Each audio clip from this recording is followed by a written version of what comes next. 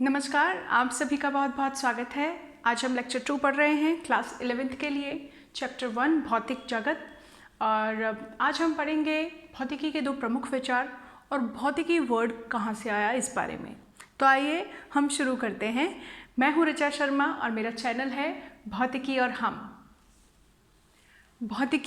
भौतिकी जो शब्द है वह बेसिकली ग्रीक भाषा के शब्द से आता है। एक ग्रीक शब्द से आता है जिसका जो है फ्यूसिस, इसका मतलब होता था प्रकृति। और इसी से एक शब्द और ग्रीक बनता है जिसको बोलते हैं फ्यूसिका। इसका मतलब होता है प्राकृतिक चीज, कोई भी प्राकृतिक वस्तु। लैटिन भाषा में इस वर्ड के आगे फिजिका वर्ड बनता है जिसका मतलब भी होता है नेचुरल थिंग, कोई प्राकृतिक वस्तु। इंग्लिश में इस वर्ड के लिए फिजिक कहा गया और यहाँ से इन सभी शब्दों के एक कंबाइंड प्रोसेस से हमें शब्द मिला फिजिक्स, जो कि सिंपली किसी एक नेचुरल वस्तु के बहुवचन से रिलेटेड है। फिजिक्स यहाँ प्रकृति से शुरू करें हम कि हमारा जो भौतिकी जो शब्द है वो कहाँ से जनरेट हुआ है, तो फ्यूसिस जो शब्द है जिसका मतलब प्रकृति होता है, इसके कई सारे वेरिएशंस के बाद हमें अपना मुख्य शब्द फिजिक्स मिला। ये 15वीं शताब्दी से इसके लिए यूज़ किया जा रहा है इस विषय के लिए। प्रकृति का अगर हम अपना हिंदी भाषा में या संस्कृत भाषा में जब हम जाते हैं अपने आसपास की चीज़ों पे, तो हम इस शब्द के लिए इस्तेमाल करते हैं वर्ड भौतिक। और जो भौतिक वस्तुओं का अध्ययन करे ऐसा विषय भौतिकी।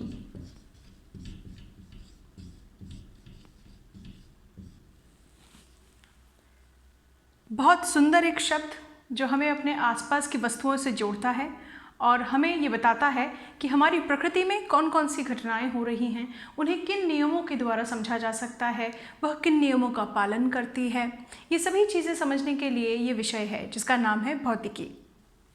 अब हम भौतिकी को परिभाषित कैसे करें, तो इतना विशाल है, इतना इसका विस्तार है कि आप इसकी सही परिभाषा नहीं दे सकते। और सच बताएं तो इसकी आवश्यकता भी नहीं है। तो इसके लिए हम कह सकते हैं कि प्रकृति में जो घट रही परिघटनाएं हैं, जैसे बारिश होना, जैसे इंद्रधनुष का बनना, जैसे भूकंप आना, जैसे का निर्माण, जैसे टाइड्स का बनना, ये सब जो बातें हैं, ये सब बातों का अध्ययन करना और उन्हें प्रकृति के मूल नियम, जो प्रकृति जिन मूल नियमों पर संचालित होती है, इसकी सारी जो घटनाएं हैं, जो भी चल रहा है व्यवस्था, वह जिन नियमों पर आधारित है, उन नियमों के रूप में, उनकी अभिव्यक्ति के रूप में इन परिघटनाओं को समझा पाना ही भौतिकी है। प्रकृति में घट रही घटनाओं का अध्ययन कर उन्हें प्रकृति के मूल नियमों की अभिव्यक्ति के रूप में स्थापित करने का प्रयास ही भौतिकी है। भौतिकी की जैसे ही कुछ प्राकृतिक विज्ञान और हैं, जैसे भौतिकी एक प्राकृतिक विज्ञान है, वैसे ही और प्राकृतिक विज्ञान जो आप जब सब्जेक्ट अपना लेते हैं तो कौन कौन से साइंसेस ऑप्शन में रहते हैं। अगर आप कहें केमिस्ट्री, रसायन विज्ञान,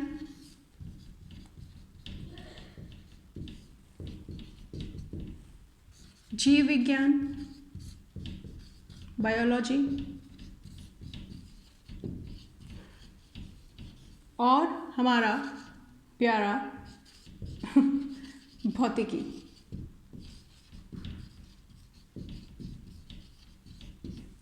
फिजिक्स। तो आइए अब हम पढ़ते हैं एकीकरण और न्यूनीकरण के बारे में। तो आइए अब हम देखते हैं एकीकरण और न्यूनीकरण क्या है। ये वह प्रमुख विचार हैं जो भौतिकी में धीरे धीरे जैसे जैसे चीज़ों का विकास हुआ, जैसे जैसे अध्ययन हमारा बढ़ता गया, जैसे जैसे हमारा ज्ञान बढ़ता गया, तो हमने इन दो अप्रोचेस की मदद ली, इन दो हमारी वैचारिक शक्तियों की हमने मदद ली। देखिए, एकीकरण नाम से ही पता चल रहा है कि बहुत सारी चीज़ें थी, बहुत सारे प्रभाव क्षेत्र थे, बहुत सारी घटनाएं थी जिनको हमने किसी कुछ एक भी कह सकते हैं, और कुछ थोड़े जो हमारे पास प्रकृति के मूल नियम थे, उन नियमों के पदों में ही हमने बहुत सारी परिघटनाओं को समेटने का प्रयास किया। न्यूनीकरण की जब हम बात करेंगे, नाम से ही पता चल रहा है कि आप किसी स्थूल चीज़ से सूक्ष्म चीज़ की तरफ जा रहे हैं, किसी बड़े गुण को किसी छोटे छोटे कणों के गुण के रूप में बताने जा रहे हैं। तो एकीकरण क्या है? एकीकरण जो विभिन्न परिघटनाएं हमने पढ़ी और जो विभिन्न प्रभाव क्षेत्रों का हमने अध्ययन किया, उनको कुछ मूल नियमों के रूप में ही स्थापित करने का एक प्रयास है, उसका एक विचार है कि हम सभी घटनाओं को क्या किसी एक नियम के अभिव्यक्ति के रूप में देख सकते हैं। इसका एग्जाम्पल हम यहाँ पर लेके चलते। सूर्य के परितः ग्रहीय गति, पृथ्वी पर वस्तुओं का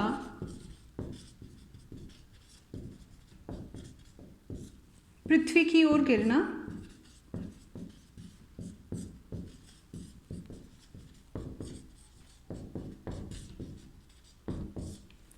समस्त ब्रह्मांड की पिंडीय व्यवस्था,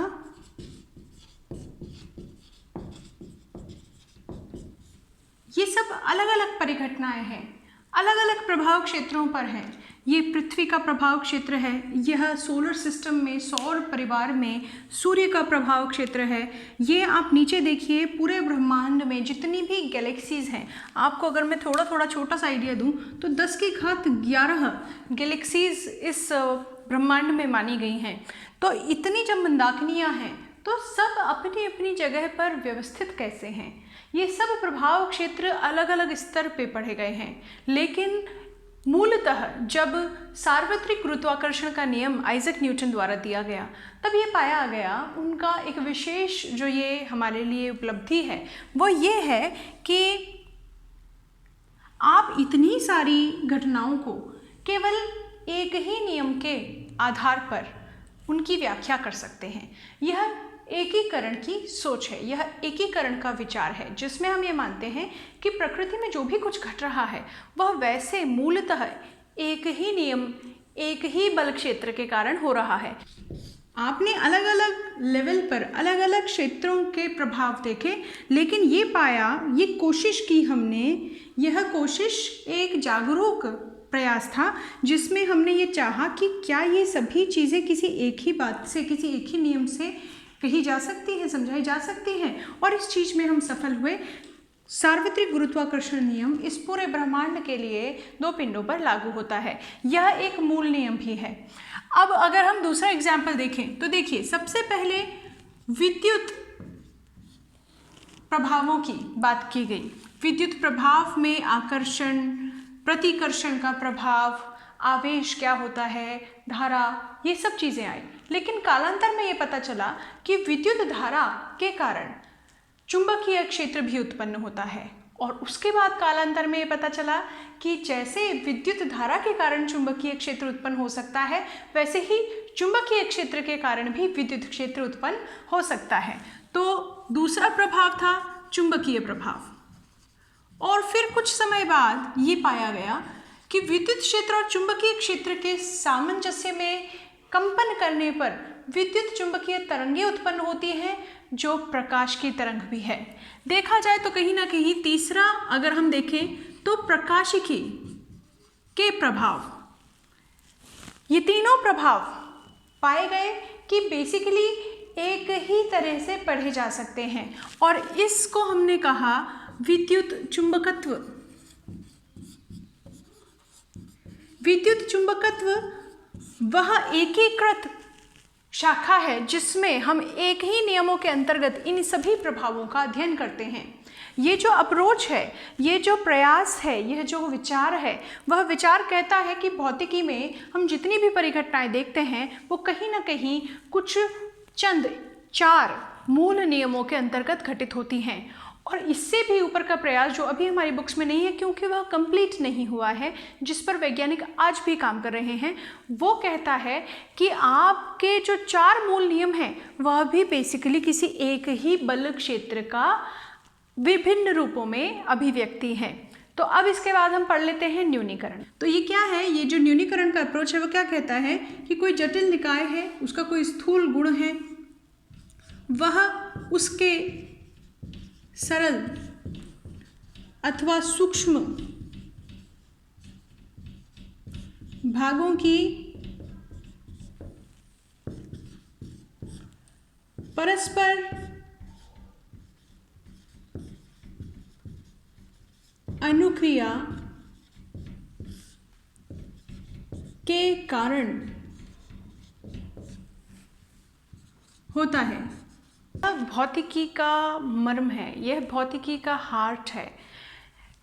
इसका पहला एग्जाम्पल हम लेते हैं, जब भी हम किसी गैसीय निकाय की बात करते हैं और उसका वृहद निकाय का जो तापमान हम पढ़ रहे थे, तो उस तापमान का अध्ययन करने पे हमें पता चला कि वास्तविकता में जब आप कणों की गति को, उनकी औसत गतिज ऊर्जा को बढ़ाएंगे तो उनका तापमान भी बढ़ जाएगा। तो ये था न्यूनीकरण का एक एग्जाम्पल, जिसमें आपने किसी स्थूल गुण को सूक्ष्म भागों की अन्योन्य क्रिया पर आधारित समझाया। तो दूसरे एग्जाम्पल में मैं आपको बताना चाहूँगी, जैसे विद्युत जो प्रभाव हमने देखे, तो विद्युत आवेश देखा, हमने देखा कि दो वस्तुओं को रगड़ा तो उनमें क्या आ गया, एक आकर्षण का गुण आ गया। लेकिन वास्तविकता में यह स्थूल गुण जो आकर्षण और प्रतिकर्षण का गुण था, वह किसके कारण आ रहा था, वह इलेक्ट्रॉन के इस भाग से, इस वस्तु से उस वस्तु पर ट्रांसफर के कारण आ रहा था। स्थूल वस्तुओं में घर्षण के कारण जो आकर्षण प्रतिकर्षण होता है, वह सूक्ष्म कण इलेक्ट्रॉनों के स्थानांतरण के कारण होता है। यह हमारा दूसरा एग्जाम्पल था। तो आज हमने पढ़ा एकीकरण और न्यूनीकरण का प्रयास क्या होता है। एकीकरण और न्यूनीकरण भौतिकी की आत्मा है। वृहद विस्तार के समय, लंबाई और द्रव्यमान का अध्ययन हम तभी अच्छे से कर सकते हैं जब हम ये जानें कि स्थूल ही सूक्ष्म का रूप है और सूक्ष्म रूप में सभी वस्तुएं, सभी परिघटनाएं किसी एक ही नियम के अंतर्गत परिचालित होती हैं। ये था आज का लेक्चर। आप सभी ध्यान रखिए अपना, कोरोना से बच के रहिए, मास्क लगाइए। मैं भी घर पर हूँ इसलिए नहीं लगा रही हूँ, जब मैं भी स्कूल जाती हूँ, बाहर जाती हूँ तो मास्क ज़रूर लगाती हूँ।